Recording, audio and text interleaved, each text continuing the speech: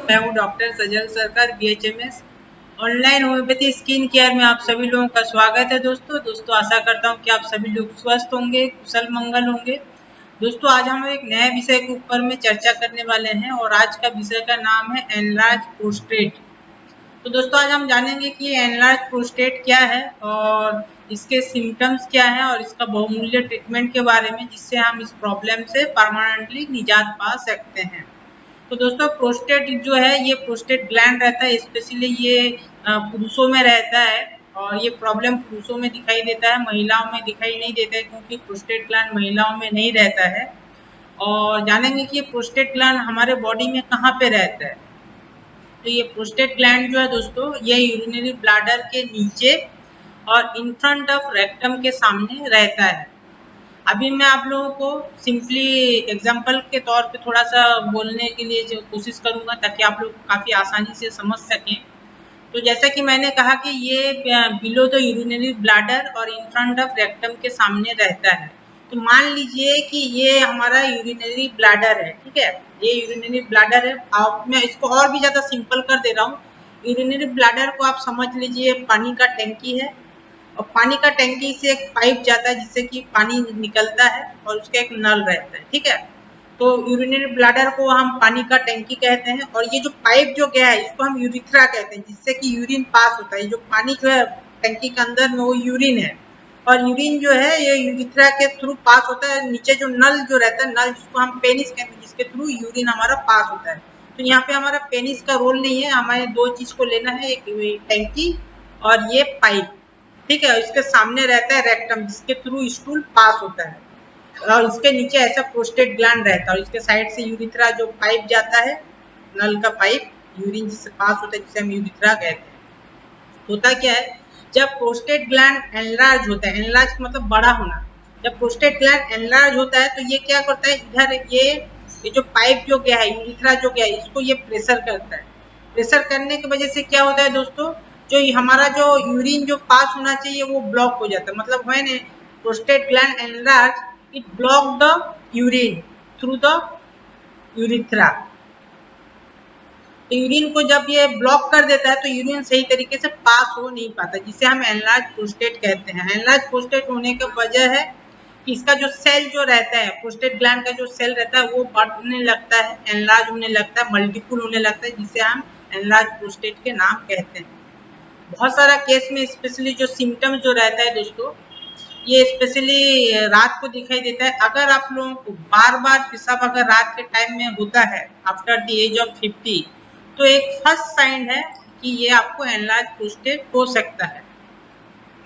Enlarge prostate में क्या होता है कि बहुत सारे जो लोग रहते हैं वो स्पेशली एक जगह पे कंटिन्यूस लंबे समय तक बैठ नहीं पाते हैं, या कोई मीटिंग कर नहीं पाते हैं, या कोई लंबे ट्रैवल पे जा नहीं पाते। इसलिए जा नहीं पाते हैं क्योंकि उनको बार बार पेशाब लगता है, फ्रीक्वेंट ऑफ यूरिनेशन, जिसके चलते उनको बाथरूम जाना पड़ता है। और ये भी ऐसा जो यूरिनेशन जो लगता है, जैसा कि नॉर्मल लोगों में क्या होता है कि हम यूरिन अगर लगता है, अगर कोई ऐसा सिचुएशन है तो हम उसको दबा के रख देते हैं, कुछ समय तक हम रख पाते हैं। लेकिन जो प्रोस्टेट के पेशेंट हैं, ये इस यूरिन को जो ब्लैडर में जो स्टोर रहता है उसको रोक नहीं पाते और लगता है कि जैसे कभी तुरंत बाथरूम हो जाएगा। और जैसे कि एज ओल्ड होता रहता है, ये प्रॉब्लम में आप लोग देखे होंगे बहुत सारे घर पे भी दिखाई देता है कि ओल्ड एज के जो लोग रहते हैं बिस्तर में भी यूरिनेशन कर देते हैं। तो एक उसका मेजर सिम्टम्स है। और अभी इसका जो मैं पॉजिटिव फैक्टर है, पॉजिटिव फैक्टर में दोस्तों ये देखिए, ये नेचुरल है, इस सभी को होता है। As a medical point of view ये सभी को होता है आफ्टर द एज ऑफ 50। 60 में ये प्रॉब्लम थोड़ा सा ज़्यादा हो जाता है, जिसे हम बेनाइन प्रोस्टेट हाइपरप्लेसिया भी कह सकते हैं। और इसी तरीके से एज जैसा जैसा बढ़ता रहता है ये प्रॉब्लम ज़्यादा थोड़ा सीवियर होना चालू हो जाता है। जिसमें कि हमारा जो और कुछ रीज़न है, जैसा कि हो गया फैमिली हिस्ट्री में अगर किसी को है तो भी ये हो सकता है। अगर आपको डायबिटीज़ है, हार्ट कंप्लेन है, तो भी ये प्रॉब्लम हो सकता है। अगर आपका लाइफस्टाइल डिसऑर्डर है, जैसे कि खान पान का कोई सही समय नहीं है, बहुत ज़्यादा ऑयली स्पाइसी तीखा चीज़, इस तरह का अगर लाइफस्टाइल डिसऑर्डर है तो भी ये प्रॉब्लम काफ़ी आसानी से आपको हो सकता है। और अभी इसका हम जानेंगे सिम्टम्स क्या है। सिम्टम्स में दोस्तों जैसे कि मैंने बताया कि फर्स्ट साइन है कि अगर आपको बार बार यूरिन हो रहा है, स्पेशली रात को हो रहा है आफ्टर द एज ऑफ 50, तो आप समझ जाइए कि फर्स्ट साइन ऑफ प्रोस्टेट है। सेकेंड है कि यूरिन जो है बहुत धीरे धीरे पास होता है, ड्रिबलिंग ऑफ यूरिन, कुछ केस में यूरिन जो रहता है ड्रॉप बाय ड्रॉप पास होता है। अर्जेंसी टू यूरिनेट मतलब यूरिन करने का बहुत ज्यादा तेज वेग लगता है, बहुत तेजी से लगता है, आप उसको रोक नहीं पाएंगे। कुछ केस में यूरिन ड्रॉप बाय ड्रॉप भी होता है। कुछ केस में जो रहता है पेशेंट को फील ऐसा लगता है कि यूरिनरी ब्लैडर जो है वो खाली नहीं हुआ है, लगता है कि कुछ यूरिन और भी ज्यादा ब्लैडर में रुक गया है जो कि एम्प्टी नहीं हुआ है।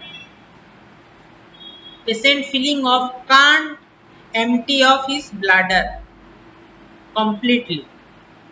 अगर ऐसा केस में अगर पेशेंट को लगता है कि ब्लैडर एम्प्टी नहीं हुआ है और अगर इस टाइप के प्रॉब्लम रहता है और सही में अगर ब्लैडर खाली नहीं होता है, तो उस केस में क्या होता है, पेशेंट को यूरिनरी ट्रैक इन्फेक्शन भी हो सकता है, यूरिन में ब्लड आने का भी चांस हो सकता है, यूरिनरी स्टोन, यूरिथ्रा में स्टोन फॉर्मेशन भी या ब्लैडर में स्टोन फॉर्मेशन भी हो सकता है। तो ये कुछ मेजर सिम्टम्स है। अगर इस टाइप के सिम्टम्स आपको अगर दिखाई देता है आफ्टर द एज ऑफ 50, तो आपको डेफिनेटली आपको डॉक्टर से सलाह मशवरा करना चाहिए। आपका जो भी है फैमिली डॉक्टर, आप उनसे कंसल्ट करना चाहिए, ताकि आपको कहीं प्रोस्टेट का प्रॉब्लम है तो नहीं, या है तो ये ज़्यादा तो कहीं नहीं हो गया है, इसीलिए आपको इमीडिएटली चेकअप कराना चाहिए। और अभी हम इसका डायग्नोसिस के बारे में जानेंगे। डायग्नोसिस में दोस्तों हम रेक्टल एग्जाम करते हैं, जिससे कि एनस के थ्रू, एनस में जो हमारा जो स्टूल जो रहता है वो पास होता है, इसको हम रेक्टम कहते हैं। और पर रेक्टम मतलब हम उंगली दे के रेक्टम के अंदर में, ऐसा मान लीजिए रेक्टम है, एनस है जिससे हम लेट्रिन पास होता है, इसका हम ऐसा उंगली करके देखते हैं कि अंदर में प्रोस्टेट ग्लैंड कहीं बढ़ा तो हुआ नहीं, तो उंगली देने से टच फील होता है, अंदर में अगर बढ़ा हुआ रहेगा ये तो टच होगा उंगली में। तो डॉक्टर लोगों का काम है इसी तरीके से रेक्टल एग्जाम करते हैं। दूसरा है कि ब्लड टेस्ट करते हैं, और तीसरा टेस्ट है PSA test, prostate specific antigen test भी हम करते हैं कुछ केस में, यूरिन टेस्ट करते हैं, और इसी तरीके से हम डायग्नोसिस करने के बाद में ही हम डिसीजन दे पाते हैं, डॉक्टर्स दे पाते हैं डिसीजन कि एक्चुअली पेशेंट को प्रोस्टेट का प्रॉब्लम है कि नहीं है। और प्रिकॉशन के लिए दोस्तों रेगुलर बेस पे आप मेडिटेशन कीजिए, सही तरीके से आहार लीजिए, सही आहार लीजिए, लाइफस्टाइल को आप अपना सही कीजिए। अगर ये 2-3 चीज़ को आप रेगुलर बेस पे करेंगे तो नॉर्मली आपको आसानी से प्रोस्टेट का प्रॉब्लम नहीं होगा। और अभी हम इसका सबसे इम्पोर्टेंट जो है बहुमूल्य ट्रीटमेंट के बारे में जानेंगे। तो ट्रीटमेंट में दोस्तों फर्स्ट मेडिसिन जो है ब्राइटा कार्ब 30 है, जिसका कि 4 बूंद करके दिन में 4 बार लेना है। सेकेंड मेडिसिन है कोडियम 30, जिसका कि 4 बूंद करके दिन में 4 बार लेना है। थर्ड मेडिसिन है पेरेरा ब्रेवा, जिसका कि 4 बूंद करके दिन में 4 बार लेना है। और फोर्थ मेडिसिन है चिमाफिला, जिसका कि 30 पोटेंसी लेना है, इसका भी 4 बूंद करके दिन में 4 बार लेना है। तो ये 4 मेडिसिन लेना है दोस्तों दिन में 4 बार, खाना खाने से पहले 4-4 बूंद करके दिन में 4 बार लेना है, सुबह 12 बजे, शाम को, रात को। दोस्तों ये मेडिसिन ऐसा है कि आप लेंगे तो कुछ ही दिनों के अंदर में देखेंगे आपका जो भी ये सब सिम्टम्स है ये तुरंत कम होना चालू हो जाएगा, और आपका प्रॉब्लम जो है काफ़ी आसानी से घर बैठे ही ठीक हो जाएगा। दोस्तों ये हो गया total detail description about prostate gland, enlarge prostate के बारे में। अगर आपको इससे और भी अधिक कोई जानकारी चाहिए तो डेफिनेटली आप मुझे पूछ सकते हैं। अगर ट्रीटमेंट लेने से पहले भी बहुत लोगों को मन में ये शंका दुविधा रहता है कि होम्योपैथी मेडिसिन लेने से प्रॉब्लम को कहीं ये बढ़ा तो नहीं देता है, तो दोस्तों ऐसा बिल्कुल ही नहीं है, ये टोटली गलत उम्मीद है, और आपको सिस्टमेटिक ट्रीटमेंट हो जाएगा और आपको पता ही नहीं चलेगा कि आपका प्रॉब्लम कब ठीक हो गया है।